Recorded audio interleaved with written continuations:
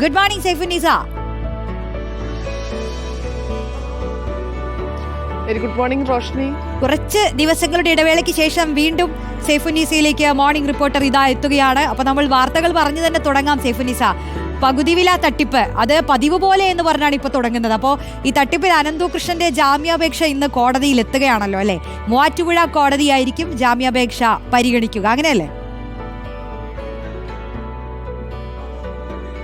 തീർച്ചയായും റോഷ്നി, പകുതി വില തട്ടിപ്പിൽ അനന്തകൃഷ്ണൻ ജാമ്യാപേക്ഷയുമായി നീങ്ങുകയാണ്. Muvattupuzha judicial first class magistrate കോടതിയാണ് ഇന്ന് അനന്തകൃഷ്ണന്റെ ജാമ്യാപേക്ഷ പരിഗണനയ്ക്ക് എത്തുക. എന്ത് നിലപാടാകും കോടതി എടുക്കുക എന്നുള്ളതാണ് പ്രധാനം. കാരണം വലിയ തട്ടിപ്പാണ്, സംസ്ഥാന വ്യാപകമായി നടന്നിരിക്കുന്ന തട്ടിപ്പാണ്. അതുകൊണ്ട് തന്നെ ജാമ്യം കിട്ടാനുള്ള സാധ്യത വളരെ കുറവാണെങ്കിലും ഏറ്റവും കീഴ്ക്കോടതിയിൽ ആദ്യം സമീപിക്കുക എന്നതിൻ്റെ ഒരു ഭാഗമായാണ് ഇപ്പോൾ ഈ ജുഡീഷ്യൽ ഫസ്റ്റ് ക്ലാസ് മജിസ്ട്രേറ്റ് കോടതിയിൽ ജാമ്യാപേക്ഷ നൽകിയിരിക്കുന്നത്. കഴിഞ്ഞ ദിവസം ഈ അനന്തകൃഷ്ണനെ കസ്റ്റഡിയിൽ നൽകിയിരുന്നു. വിശദമായ തെളിവെടുപ്പും ഒപ്പം തന്നെ ചോദ്യം ചെയ്യലും എല്ലാം പൂർത്തിയായിരുന്നു. അതിനുശേഷം ഇന്നലെ കോടതിയിൽ ഹാജരാക്കുകയും ചെയ്തിരുന്നു. അപ്പോൾ അനന്തകൃഷ്ണൻ ആവശ്യപ്പെട്ടൊരു കാര്യം, ഉന്നതരും ഒപ്പം തന്നെ രാഷ്ട്രീയ നേതാക്കളുമൊക്കെ ഉൾപ്പെട്ട കേസായതുകൊണ്ട് തനിക്ക് ജീവന് ഭീഷണിയുണ്ട്, അതുകൊണ്ട് ജീവന് സംരക്ഷണം വേണം എന്നുള്ള കാര്യങ്ങളാണ് ആവശ്യപ്പെട്ടിരുന്നത്. നിലവിൽ ഇപ്പോൾ ജുഡീഷ്യൽ കസ്റ്റഡിയിൽ ഉള്ളതുകൊണ്ട് തന്നെ അനന്തകൃഷ്ണന് ജാമ്യം ഉണ്ടാകാനുള്ള സാധ്യത കുറവാണ്. ജീവന് ഭീഷണി ഉള്ളതുകൊണ്ട് തന്നെ ആ രീതിയിൽ തന്നെ തുടരട്ടെ എന്നുള്ളതായിരിക്കും മിക്കവാറും കോടതിയുടെയും നിലപാട്. എന്തായാലും സംസ്ഥാന വ്യാപകമായി രജിസ്റ്റർ ചെയ്ത 34 കേസുകളാണ് ഇപ്പോൾ അന്വേഷണ ഭാഗമായി നടക്കുന്നത്. മൂവാറ്റുപുഴയിലെ തട്ടിപ്പിൽ മാത്രമാണ് ഇപ്പോൾ കസ്റ്റഡി ഉണ്ടായിരിക്കുന്നത്. ഇനി മറ്റ് ജില്ലകളിലെ കേസുകളിലുമെല്ലാം തന്നെ അനന്തകൃഷ്ണനെ കസ്റ്റഡിയിൽ വാങ്ങേണ്ടതുണ്ട്. അന്വേഷണം ഇപ്പോൾ ക്രൈംബ്രാഞ്ച് കൂടി ഏറ്റെടുത്തിരിക്കുന്ന സ്ഥിതിക്ക് ആ രീതിയിൽ അന്വേഷണം മുന്നോട്ട് പോവുകയും ചെയ്യും. റോഷ്നി.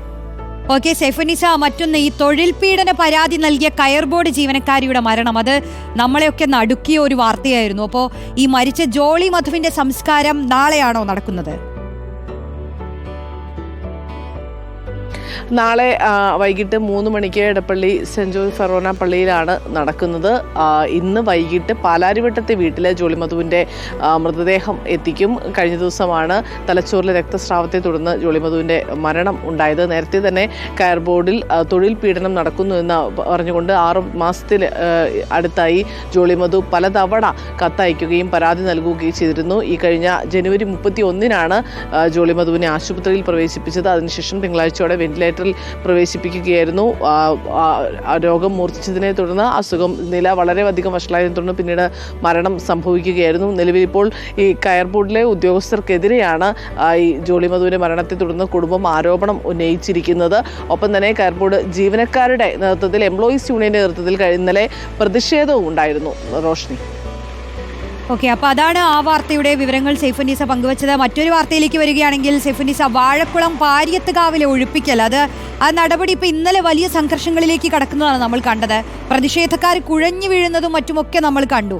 അപ്പോൾ ഇന്ന് ഈ ജുഡീഷ്യൽ കമ്മീഷൻ കോടതിയിൽ റിപ്പോർട്ട് നൽകുമെന്നാണ് അറിയുന്നത്. പുതിയ തീയതി കോടതിയെ അറിയിക്കുമെന്നും കേൾക്കുന്നു. എന്താണ് അപ്ഡേറ്റ്?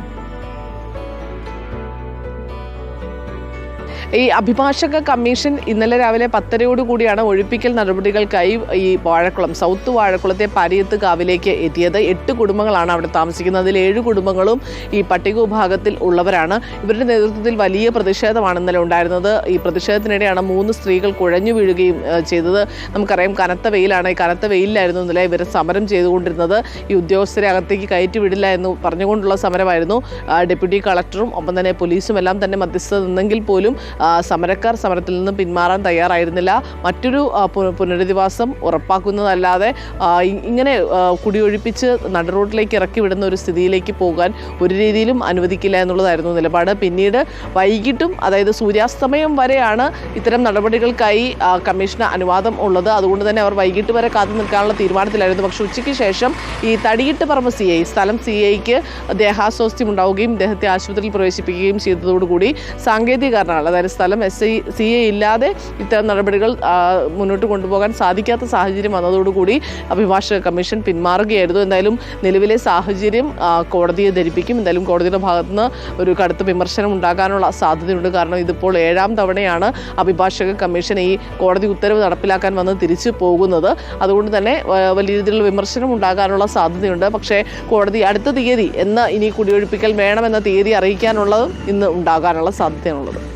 മറ്റൊരു വാർത്ത കൂടി. ഈ നവകേരള സദസ്സിലെ വിവാദ പ്രസ്താവനയിൽ മുഖ്യമന്ത്രിക്കെതിരെ കേസെടുക്കാനാവില്ലെന്ന പോലീസ് റിപ്പോർട്ട് അംഗീകരിക്കുമോ എന്ന് അറിയണം. അത് ഇന്നാണ് അറിയുക. അപ്പൊ റിപ്പോർട്ട് അംഗീകരിക്കണോ എന്നതിൽ കോടതി തീരുമാനം ഇന്നുണ്ടാകും അല്ലേ?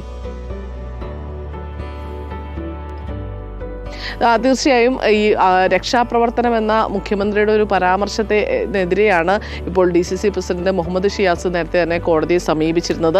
പോലീസ് നൽകിയിരുന്ന റിപ്പോർട്ട് അത്തരമൊരു പരാമർശം നടത്തിയതുകൊണ്ട് മാത്രം ഈ മുഖ്യമന്ത്രിക്കെതിരെ കേസ് എടുക്കാനാകില്ല എന്നുള്ളതായിരുന്നു. മുഖ്യമന്ത്രിക്കെതിരെ കേസെടുക്കണം എന്നുള്ളതാണ് ഹർജിയിലെ ആവശ്യം. പക്ഷേ പോലീസ് റിപ്പോർട്ട് മുഖ്യമന്ത്രിക്കെതിരെ കേസെടുക്കാൻ സാധിക്കില്ല എന്നുള്ളതാണ്. എന്തായാലും പോലീസ് റിപ്പോർട്ടിൻ്റെയും നിലവിലെ ഹർജിയുടെയും പശ്ചാത്തലത്തിലാകും കോടതി ഇന്ന് തീരുമാനം അറിയിക്കുക.